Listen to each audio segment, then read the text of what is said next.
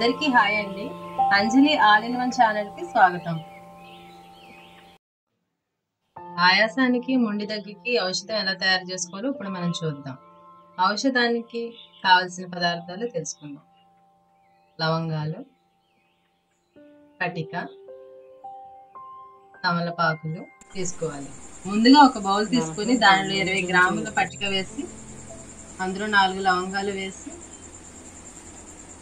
పొయ్యి మీద పెట్టి చిన్న మంట మీద మరిగించుకోవాలి.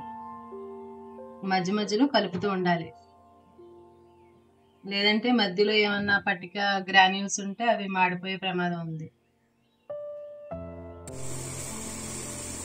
నీరు ఆవిరైపోయి ఔషధం మాత్రమే మిగులుతుంది. ఈలోపు మనం ఒక చిన్న చిట్కా గురించి తెలుసుకుందాం. ఇది కరోనా టైం కాబట్టి ఈ చిట్కా మీ అందరికీ బాగా ఉపయోగపడుతుంది. ముందుగా పటికను తీసుకొని పౌడర్ చేసుకోవాలి. దాన్ని ఎయిర్ టైట్ కంటైనర్లో స్టోర్ చేసుకోండి. 1 టేబుల్ స్పూన్ పటిక తీసుకొని 1/2 బకెట్ నీళ్ళలో కలిపి తడిగుడ్డ పెట్టుకోవాలి. దానివల్ల బ్యాక్టీరియా, కొన్ని రకాల వైరస్లు చనిపోతాయి.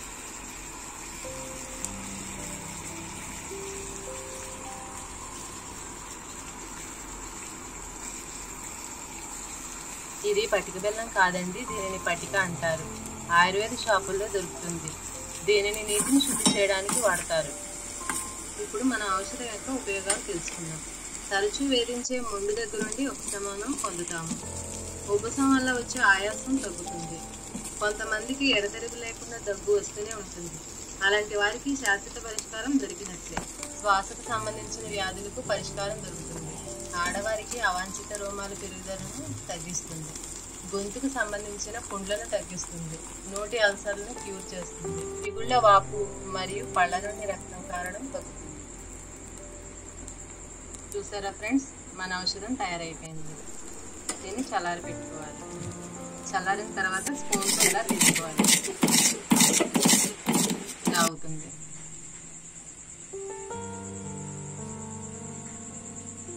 దీన్ని రోట్లో వేసుకొని మెత్తగా నూరుకోవాలి.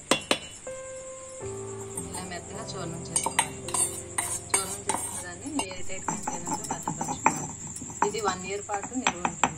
ఈ పొడిని చిటికెడు తీసుకొని చిటికెడు పొడి 2 తమలపాకుల్లో పెట్టి కిల్లీన వెళ్ళినట్టు బొగ్గలో పెట్టుకుని తినాలి. రోజుకు 1 సారి తీసుకోవాలి. దగ్గు తీవ్రత ఎక్కువగా ఉంటే రోజుకు 3 సార్లు తీసుకోవాలి.